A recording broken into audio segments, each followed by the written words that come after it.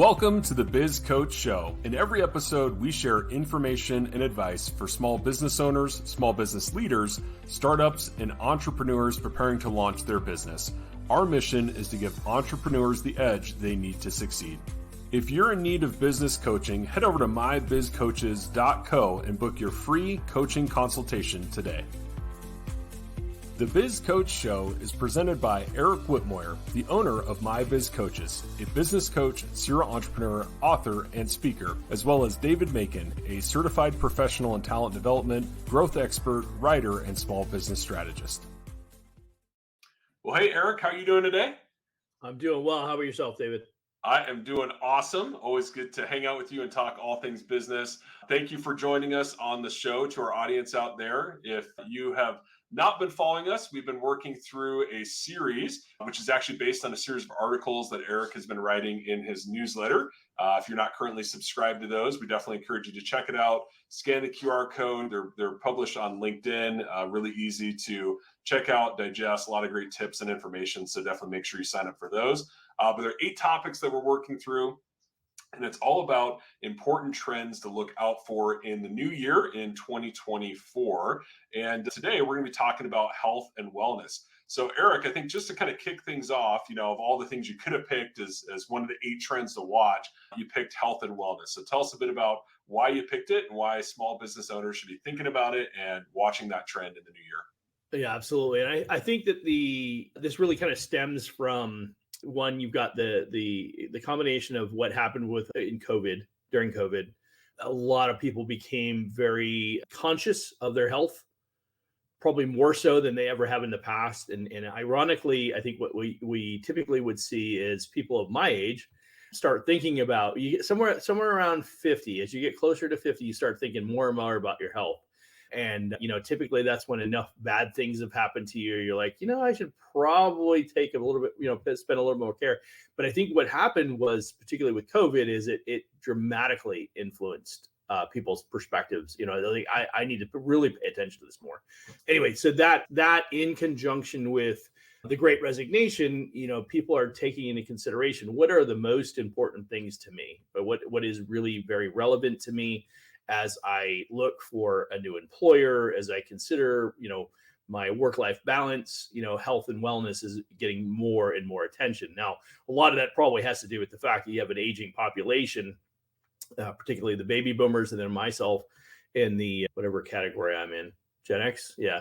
But yeah, but those 2 categories, we're very well aware of our health and we're getting to that point where we're trying to balance career and our health and make sure that we're going to live as long as we can possibly live at this point.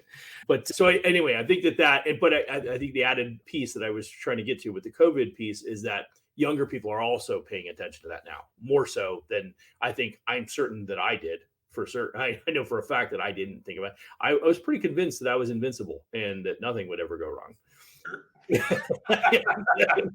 Might have something to do with my personality. Okay, I'll admit that. But that aside, I think that ironically, younger people are thinking more about and I think they're more health conscious in general. I know my daughter did a stretch in the fitness industry, for a period of time. She was competing as a fitness competitor, and she came away with that. She did a period of time. I think she did a year where she went vegan.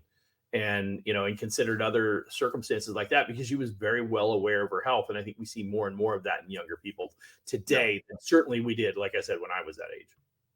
Yeah, I think one of the things you see too, right, is Gen Z in particular, their mindset is, I'm not going to sacrifice my health and wellness for an employer, right? And I think that's a very prominent sentiment in kind of this new demographic that's really taken over the workforce, right? Yep, absolutely. So, and I think to that point, to answer your question fully, that's something that employers really need to be considering because that is something that people are looking for. They're very well aware of what they're looking for specifically, and what kind of. It's not just about having healthcare anymore. It's right. What other health and wellness programs do you have that are available? Because that's important to me now. Yeah, absolutely. Well, a great intro to the topic. I know that in your article, you had some great key points about health and wellness and kind of things that business owners should be thinking about. So you want to share a few of those with our audience? Yeah, so the first one is just enhanced productivity. It's one of the significant benefits of offering a health and wellness program for the business owner. Right? A lot of this is written from the perspective of the business owner, is the fact that you get enhanced productivity. Healthy employees don't get sick as often, right? They don't take extended time off. One of the things that it'd be interesting, I haven't done any research or studies on this, but the prevalence of smoking when I was a kid was all over. It was into smoke. Now it is not into smoke anymore. The fact that we can't smoke anywhere. Right? And now it's vaping, unfortunately. But. Well, yeah, vaping. Yeah, good point.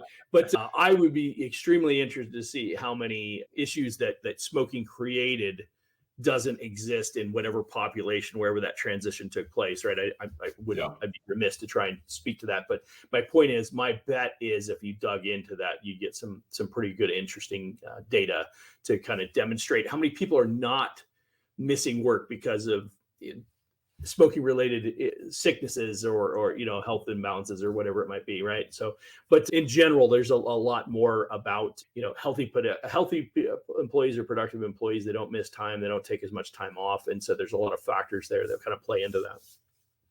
Another one is the boosted morale. What they find is, in the studies that they did, a workplace that prioritizes employee well-being fosters a positive and supportive culture, and that the health and wellness programs demonstrate a commitment to overall happiness to the team and boosting overall morale and job satisfaction. And I think I have some statistics, further down.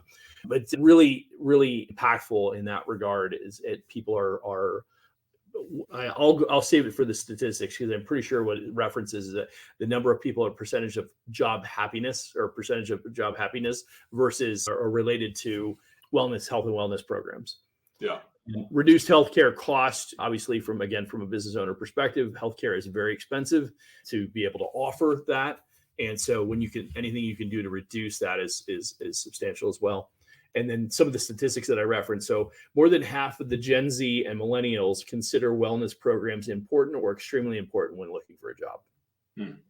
So if you're employing entry-level people at any point it's that's your category of entry level is going to be Gen Zs predominantly, and to a lesser degree maybe millennials, but that's not only, it's either important or extremely important when they're looking for a job. So that in itself says something. Next, you have the 67% of employees who work for organizations with wellness programs like their jobs more, and they are just as likely to recommend the company to other people. Yeah, that's important, right? Yeah. That was the statistic I was referencing earlier, and that's actually pretty significant to your point. When you're talking like 2/3 of employees are willing to refer because of the wellness program. Yeah, but it's important for recruiting. Yeah, absolutely. The cost of voluntary turnover due to burnout is 15 to 20% of payroll budgets each year. Wow. Yeah, that right there says a lot. I mean, any 20%, I wouldn't have thought that. Yeah. Now, that's a whole nother conversation, I think. Sure. Yeah. Burnout in general, I think, is an overused term, in my opinion.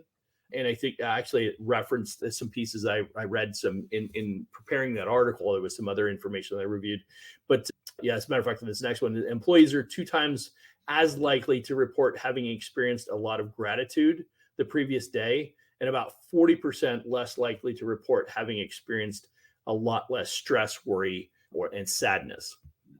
So, it's like, I feel valued, I feel appreciated, right? These are important words in the Gen Z and millennial vocabulary. Words that, in my day, if I thought it, I never said it. Right. I'm certain that I thought it, but it wasn't prevalent in the workplace the way that it is today. But it is very significant now. And it's something that employers have got to consider. And health and wellness programs play a valued part in that, making the employee feel valued, feel appreciated. Right. And consequently, when you say 2 times less likely to report having experienced I feel better. Yeah. Right. And it's not just because my boss said, I'm doing a good job, like that. There's a lot more that goes into it. Yeah. No, I think, great point. I think it's interesting, right? If you look back, let's say 30, 40 years ago, right? Health and wellness was, well, I'm not endangering my employees, like that was what was considered health Right. and wellness. And then it became, you know, Exactly. yeah, and now it's become a little bit more like, hey, we have a positive workplace and we have benefits, right? Okay, cool. And then I think what's progressing now is there's an expectation that I'm allowed to take time for my physical health, but I think really it's transitioned almost more to psychological health, right? And my overall mental wellness. And I think that's something that, to your point, 30, 40 years ago, if people even thought it certainly wasn't talked about openly. There weren't, programs in place for employee mental health and hotlines and things like there are now. And I think that's been a really big shift and probably will continue to be a big shift in the new year. Absolutely.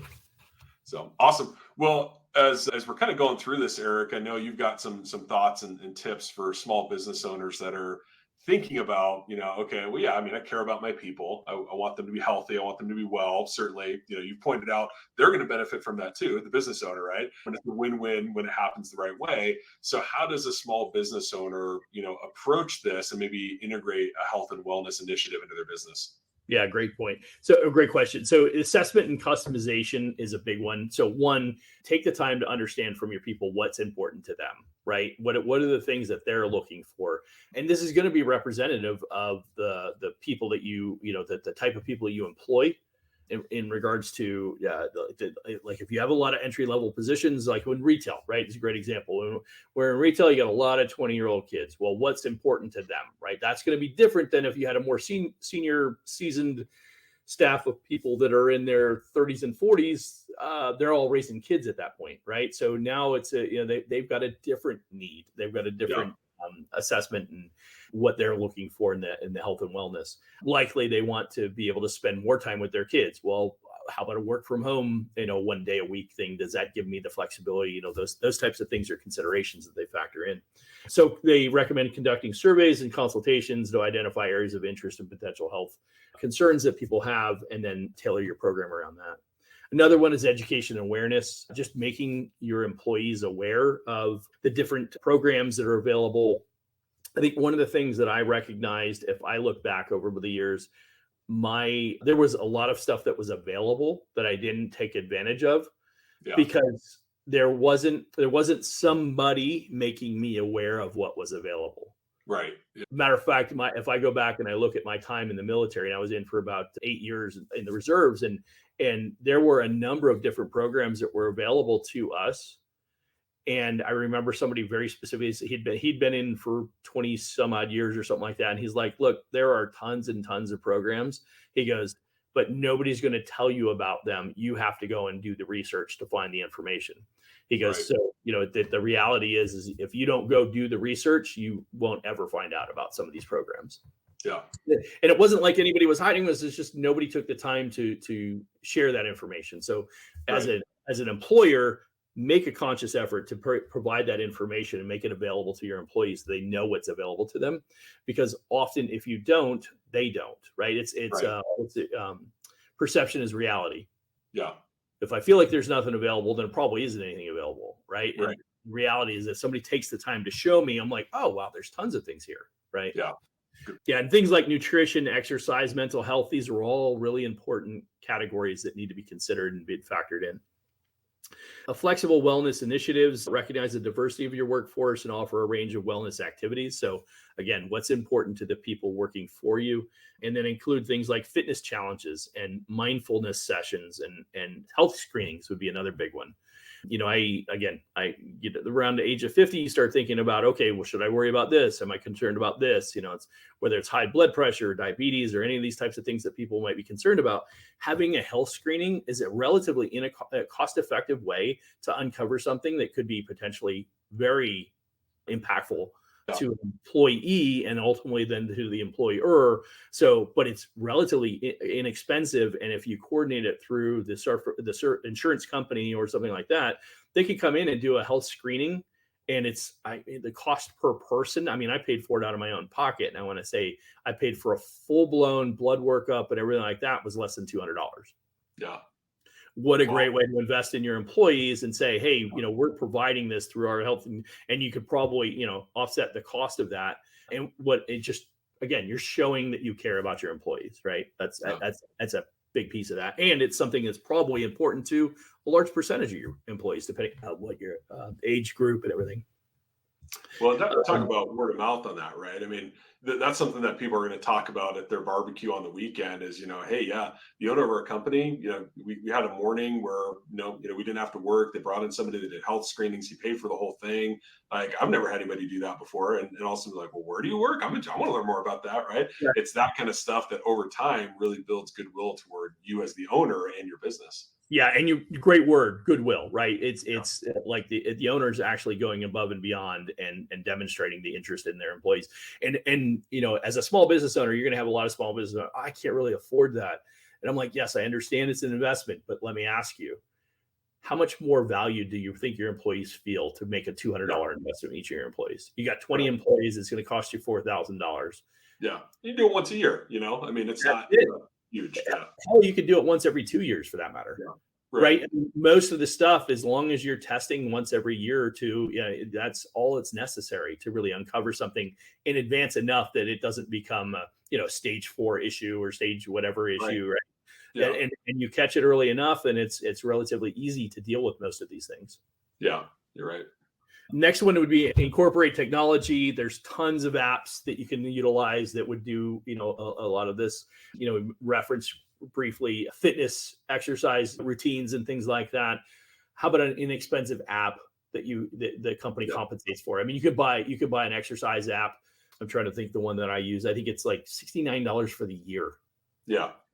I'm like, hey, anybody that wants it, will subsidize the cost if you'd like to incorporate that, right? And not everybody will use it. That's fine, but give it to the people that are interested in it and what an added benefit. And if your people are consistently working out or exercising on a regular basis, guess what? You're going to reduce the number of people that are actually getting sick, right? Yeah. Or give an option, right? Hey, there's a physical fitness app, or you could do an annual Headspace subscription for your mental health. Right? There you go. Absolutely.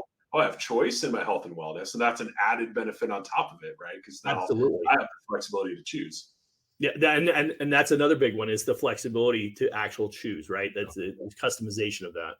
And there were some other ones, talking about health tracking tools, sleep tools.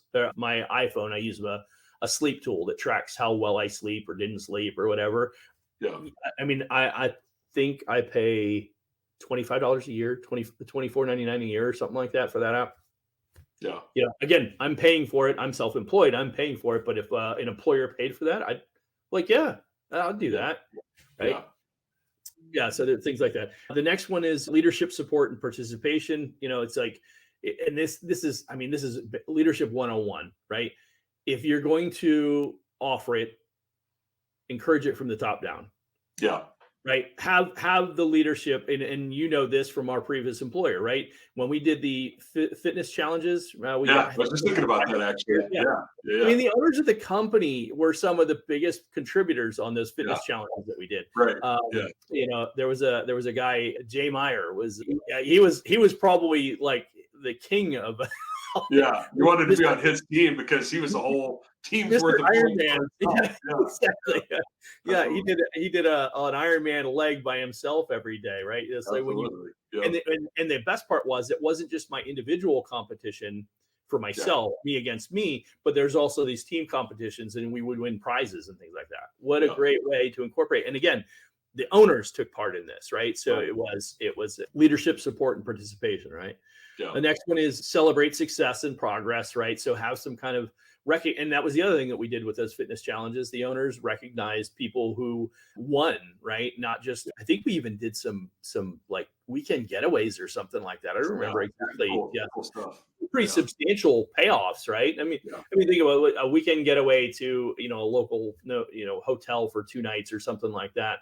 And a few $100, maybe $1,000 investment and we had 1,500 employees, right? I think we started doing it. We were probably in the 600 or 800 employee range, but not a significant investment. And then we did some shirts and hats and bottles, things like that, but meaningful, right? And so that got engagement.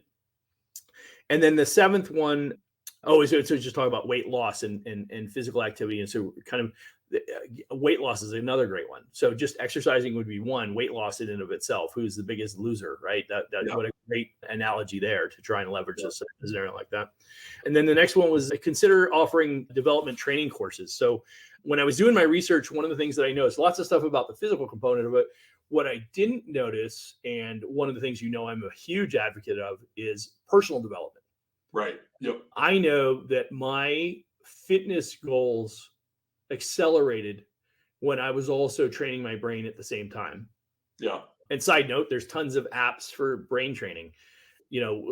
I'm trying to think of the word teaser games and stuff like that, but more specifically, what I'm referencing is leadership development. Reading books, doing a book of the month club, stuff like that. Another way, with all of the dementia and early set on Alzheimer's and things like that, training the brain and challenging the brain to do things and from a functional perspective that we often don't do after a certain age, which usually seems to be around 25 years old. We stop challenging ourselves and learning new skills very often. So what a great way to reinforce that with people. And it could very much be around professional skill sets. So for instance, David, hey, you have an interest in marketing. If you wanted to take some additional courses in marketing, I'll go ahead and pay for those. Yeah. We've done some research and we found some programs. Actually, at our previous employer, we had a similar program. I can't remember the name of it now. Yeah, I think it's lynda.com. Lynda.com. There you go. That was it. And you could take courses on bookkeeping. You could take courses on I couldn't even tell you all the different things. I'm sure there was a number of other, but a lot of professional based programs. Like you can even determine which ones you wanted to reinforce and which ones you may not. But there's many people that are taking online courses anymore these days. What a great way to engage people on another level and stimulate their brains as well as their physicality, right? And we also know the science proves that people that are stimulating their brains are actually healthier physically. Yeah. Right. So there's a direct correlation to the mental health as well as because you're constantly challenging yourself. You're thinking through challenges and issues and problems. And so they demonstrate better skill sets in the workforce. Right. Sure. Yeah. So that's a number of different great ways to do that, and I think that whether the professional training skills or things that you can incorporate that would help them develop a new skill, right? So, and like I said, even leadership would be a great way. Challenging people to read, right? That's a whole skill set that's probably lost on many of the younger people. But how can, even if it was an audiobook, new context of information allows them to grow. And then programs that would provide you to develop the skills, but also encourage employees to invest in themselves to become better for themselves, right? Whatever that looks like. For instance, first time having a child, right? There the programs for that, right? There's hey, we noticed you're having a child. Right? There's how many good employees did we lose to mothers having a child for the first time because of stress and the anxiety of having a child and trying to deal with, I'm going back to work while I have a young child, how to manage through that. I mean, there's a lot of things that would be valuable for those people. As you progress throughout your career, thinking about, what could I do with myself as I transition, right? There's different scenarios there. And I think one of the things that we often don't think about which is another big one, is people with aged parents. Yeah, true. How to manage that. I mean, that's it's health and wellness, right? I am concerned about, about my story with my wife and her mother with dementia and the challenges that she had. Luckily or unluckily, depending on how you look at it, a lot of this played out during COVID while we were work from home. But, with my wife and her work habits and my work habits and the amount of time that we're working and putting time into our careers and businesses, that's a whole nother challenge. How do you manage somebody who's got dementia and needs full-time care? Right. So, and that's actually becoming a bigger and bigger issue for companies. People want to be able to work from home so they can help with that. How are ways that we could address that? Right. Yeah. So lots of things fall under health and wellness that a lot of people haven't considered in the past. And I think that's one of the key things for us to really kind of incorporate into this whole strategy is what are the things that are important to my team? What would be, and it's a simple assessment, literally send out an email. So it could be a Survey Monkey kind of thing that you send out and say, hey, what are some of the concerns you have? What would you like to see? And then do your research and figure out, okay, these are the things we can deliver on. These are the things we're willing to contribute to. And, an incremental cost of X, it's a perception again. If it really costs the company, let's say on an annualized basis, $1,500 per employee. Yeah. Right. The perceived value to the employee is probably 3x that. Yeah. I'd say. Right. Least, right? Yeah. So, and I think that these, small businesses play a pivotal role in the economic landscape, and investing in their employees' well-being is a huge value add that big companies typically do already. And so to be competitive in the small business landscape, to be able to compete for that same talent, these are things, we've talked about this with remote work and things like that. These are things that small business owners have got to consider if they want to be able to recruit that top tier talent. Right. And so this is why, again, this is why I bring it full circle, why I believe that the health and wellness programs of these small companies are so important. Yeah. Awesome. Well, great topic, Eric. Any other thoughts on health and wellness before we wrap up today? No, I think we got it good. Nice. Okay. Cool. Anything going on at My Biz Coaches that you want to talk about? So we have an event coming up next week, a week from today, I believe. Yeah. But on the 8th at 10 a.m. Arizona time, Mountain Standard Time, we're conducting a 2-hour workshop on how to strategically build your business plan for 2024. Awesome. So, and just in time, you have 3 weeks to put all your plan together and get yourself ready to introduce and roll out your business plan for 2024. Most importantly, we'll be incorporating the 8 different topics that I've been writing about as I recommend as the key things that you should be incorporating into your 2024 business plan. So you kind of get the whole package all brought together for you. Nice. Love it. Yeah, definitely check it out. Free event, right? Like you said, December 8th, 10 a.m. Mountain. So super cool. Yes, sir. Yep. You can find it on the LinkedIn. Awesome. And if you're looking for the last couple articles in this series, again, head over to LinkedIn. Make sure you subscribe to Eric's newsletter. He's going to be putting those out, and that'll coincide with the event, along with a lot of other awesome strategic planning stuff. So definitely check it out. Eric, as always, great hanging out with you. And if you don't already follow and subscribe to our show, definitely make sure you do that. We talk about business stuff like this every single week, so don't miss out on future episodes. And Eric, we'll see you on the next episode. Thanks, David. See ya. Bye.